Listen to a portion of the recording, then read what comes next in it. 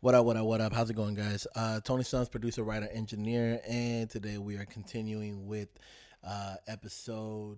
Well, this is going to be officially episode 1 of Inside Jokes with People Outside, which is just me recapping how this came to be, why I started doing this.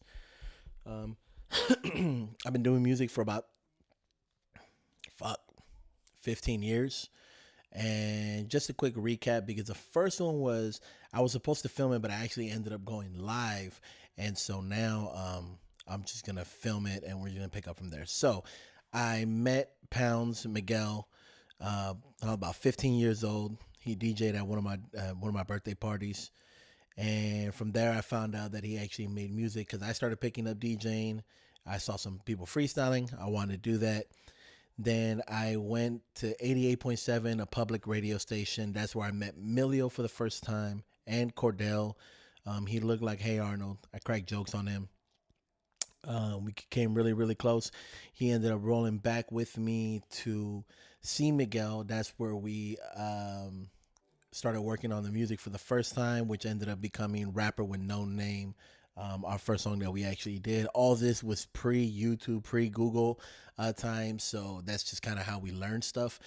And we ended it last one with the name Derranged Affiliates, which is the name that Pounds gave us as a collective, our group name. And that was about, I want to say 2003, maybe 2004. I knew I was still in high school. I worked at McDonald's at the time. So, as the rules go, we are going to create a beat. By the time I'm done making a beat, that is when the story is done, and then we'll pick it up on the next one. So, right off rip, let's kind of listen to some samples. I picked up a few of them recently, and I just kind of wanted to go through them, and I figured this would be a cool time to go through them and stuff you know what I mean? So, this is the first one right here.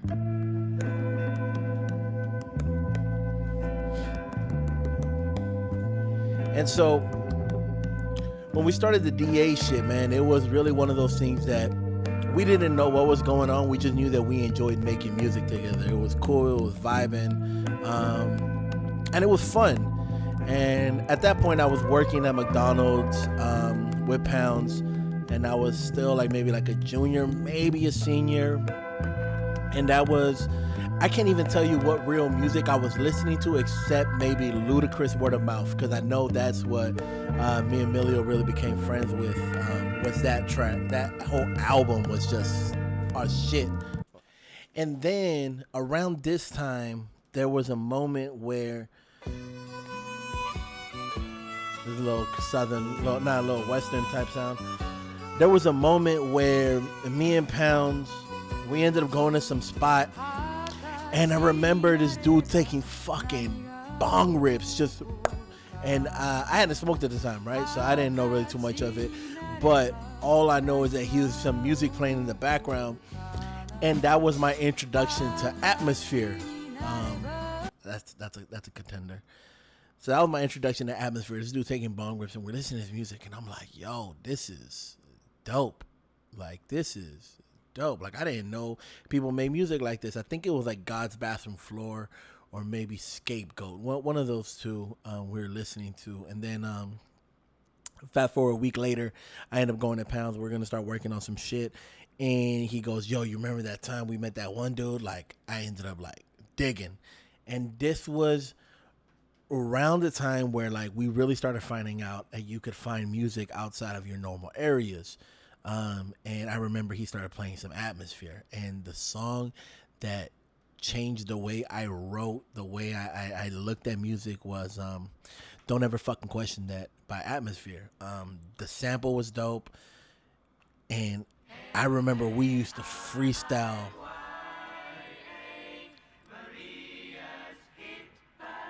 Oh, this is dope. Okay. Ooh. Hello. I could probably do something like that. So he plays me Don't Ever Fucking Question That, which I fell in love with, and it changed the way I was writing, the way I was kind of digging into stuff, man. And around this time, I remember I had FL Studio, and we would record. It was a weird way to record because he would mix it on SoundForge, and on SoundForge was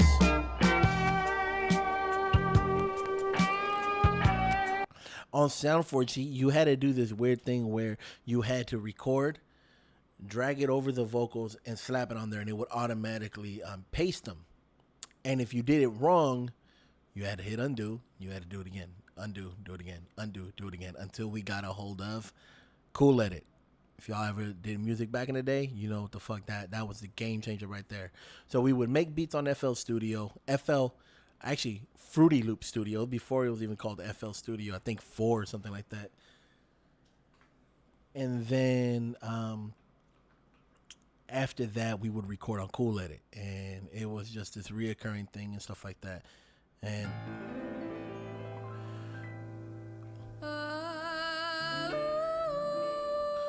this is the one we going with. Why lie?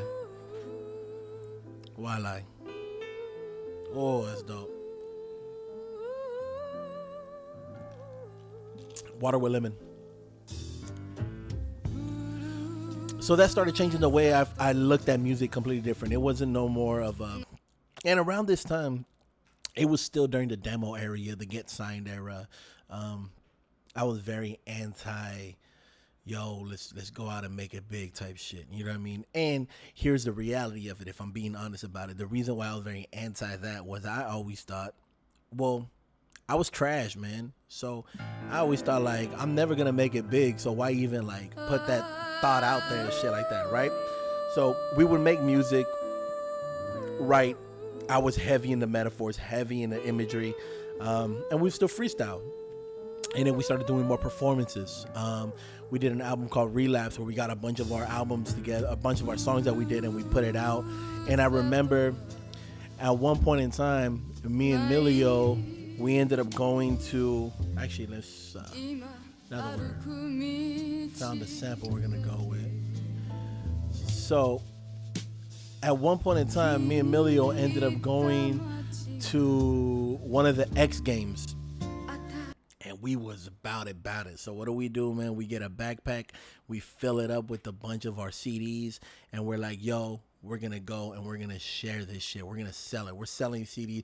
We was that annoying dude like, yo, you like hip-hop? Yo, you like hip-hop? Yo, you like hip-hop? Yo, do you like hip-hop? Do you want to listen to some hip-hop? We got some hip-hop right here. Yo, throw these dirty-ass headphones on. Listen to us rap. Dumb annoying, man. We basically just, like, strong-arming people to give us their money and shit like that, man. But it was dope. It was one of those things that I'm glad I did it, because I don't know if I'd be the person I am without doing that. You know what I mean? You had to know what was, you had to go through that, man. And around this time was where I really started getting into my bag of, hold on.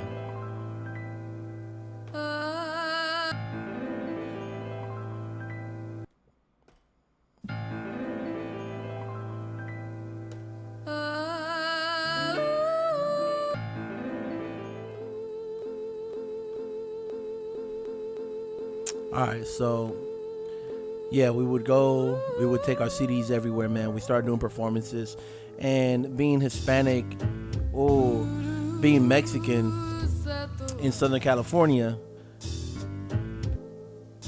our performances was basically all car shows.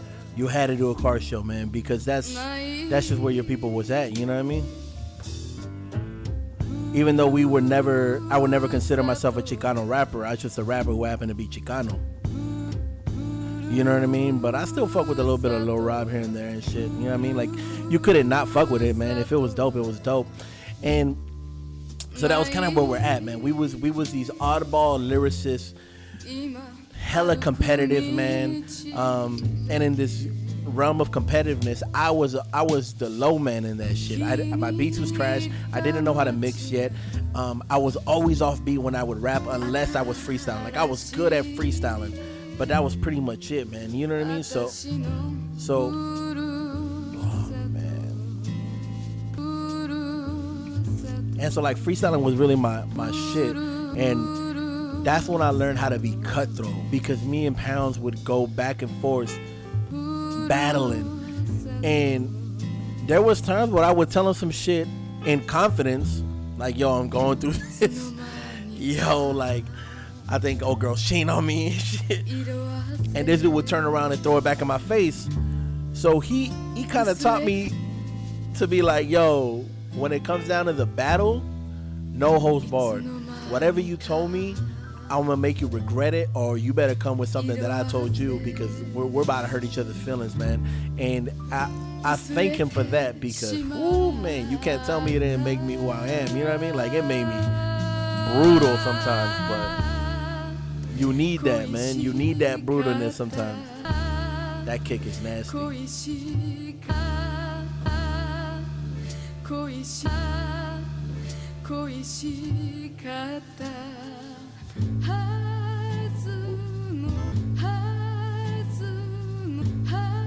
And so we're doing this we're doing freestyle battles, we're doing shows, and Pounds is still DJing. Like, Pounds was still a DJ, so there was a lot of times we would go to shows, or we'd get asked to like run sound for someone else, and me and Millia would show up with a backpack full of our CDs, and we would start slanging our CDs on the side. Like, nah, fuck that shit. Like, we here for you, but we're gonna make this ours. Like, we gonna take over this as well too. And it was that level of grime grittiness was just what made it so fun, man. And here's the shit a lot of people don't understand, man, is that when you in high school, hold on, remind me.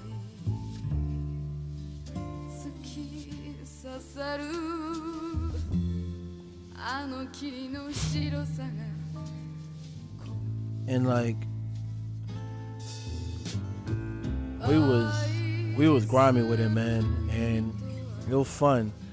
And when you in high school, you're around these people for 8 hours, so to speak, you know what I mean?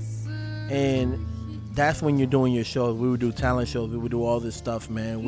There was this thing called SOS.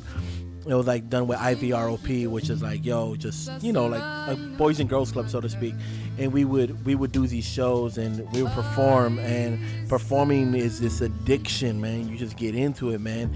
And so we're doing these CDs, we're burning shit out. I would make CDRs and get like a bunch of music off of LimeWire, and I would make all these different like mixtapes, and then I would slide in our music in the middle of it, knowing like motherfuckers are gonna skip it and shit like that, you know what I mean? But that was the cool thing about it, man. And we would do these shows, and I met so many people through these shows. I remember meeting C1. I remember meeting the homie D-Stats, Arc Styles, who I'm now friends with. You know, they're with Trash Mob, or we're with Empty Lot. But like, I remember meeting them back then, man. I remember meeting not Dutch yet. I remember meeting Meezy, the homie J5, Adam. Like, there was this small group, the homie Sicko, you know what I mean? I knew Sicko before I met Chano. But that's the beauty of like this music shit, is that you end up finding your own people and stuff like that, man. Oh my God! All right, I think we good. Cause if I keep listening to this, I'm gonna keep looking for different chops. We ain't gonna get shit done. This is how shit don't get done. So we're meeting people. We're doing all this crazy stuff, man. And not even crazy stuff. We're literally just performing. You know what I mean? We're just a bunch of kids like fucking having a good time, man. And around this time, I think the teen center came out, and the teen center was like an adage of Boys and Girls Club, and my brother was the one who was doing the video teaching, video editing for them, and we ended up kind of convincing them to be like, yo, you should put a studio here for audio production, and we could teach people. I didn't know anything, but I knew a little bit, and we just gassed them, and they're like, all right, cool. So they got a board, they got a computer, and we ended up we had our studio set up right there. And this was my first introduction, and I guess the reality of I love home studio more than I enjoy regular studios, because at that same time, I think Miguel ended up like throwing some money, and he upgraded his home studio setup. So even though we had this legit studio space and everything like that, we probably recorded one song there, and that was it. Because the home studio setup was just better for us. We would sip, we would take shots. I almost set his freaking his closet on fire because I was messing with like Axe spray bottles and stuff like that. And hold on. And so it was just fun.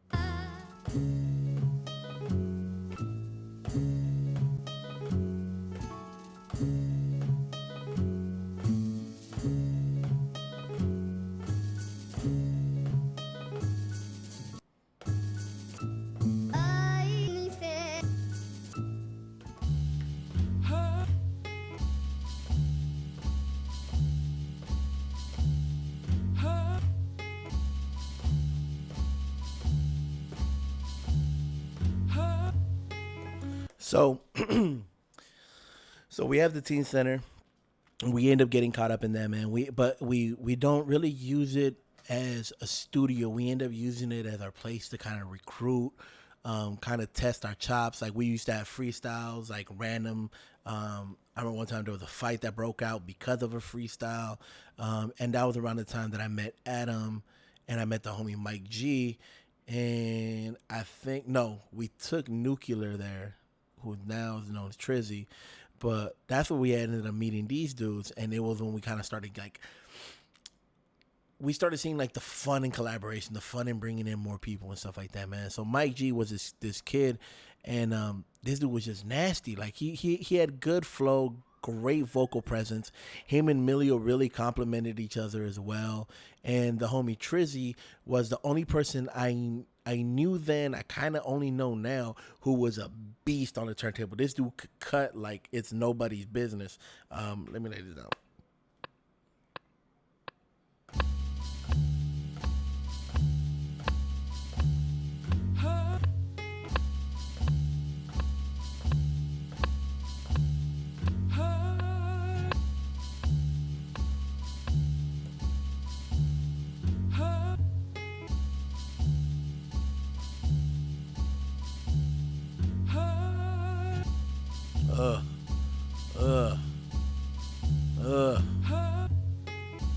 And so we meet Trizzy, man, and we meet Mikey, and this was essentially the final pieces for what was to be the homie Pound's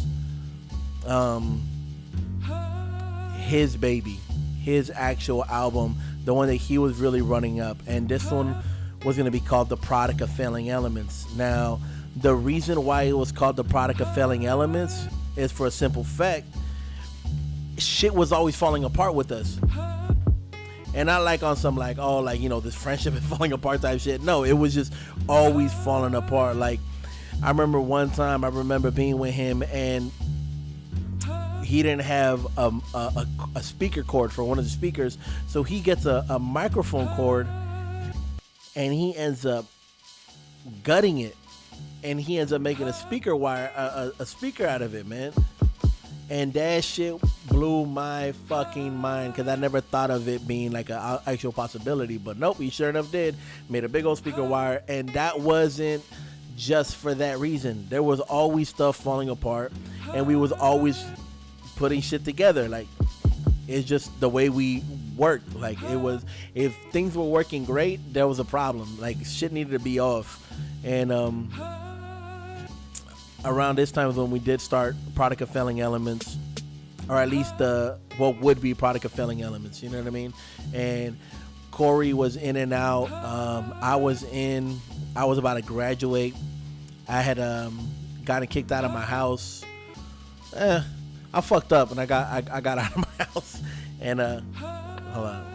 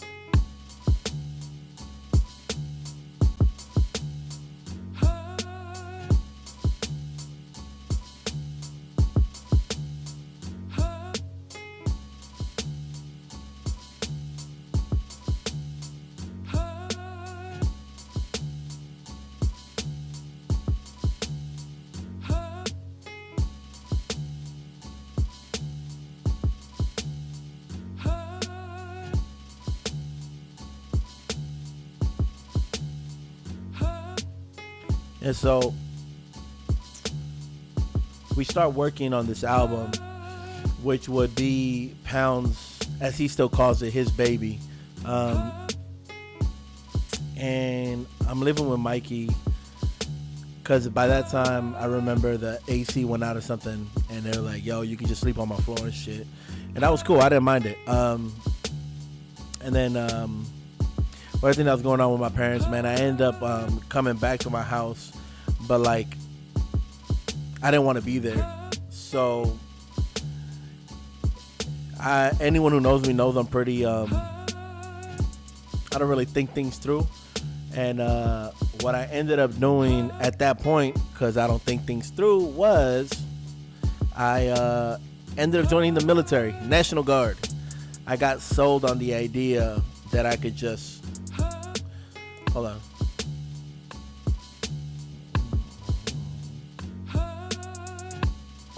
So I got sold on the idea that, yo, it's only going to be... 1 weekend out of the month you can live your life and da da da da da da. And so I'm like, oh, that's it? Yeah, fuck it, sign me up. So I end up joining the military, and I get gone knowing I'm gonna come back in about 3 to 6 months. I got sent to Fort Benning, and that was one of them things where you think the world's gonna slow down and you think it's gonna stop when you leave, but that's not the way shit goes. You know what I mean? Like, people don't slow down for you, man. Like, life keeps going.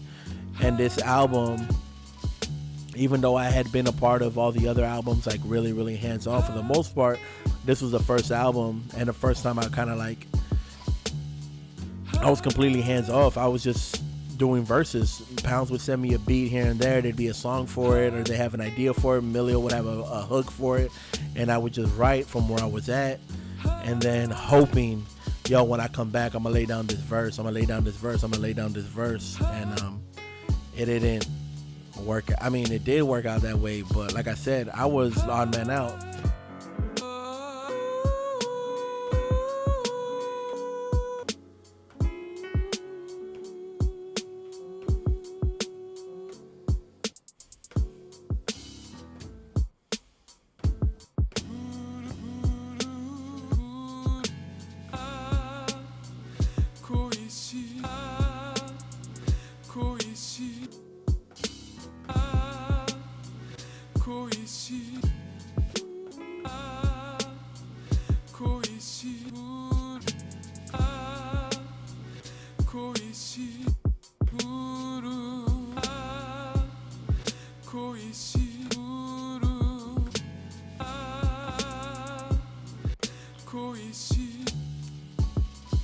I like this. I'm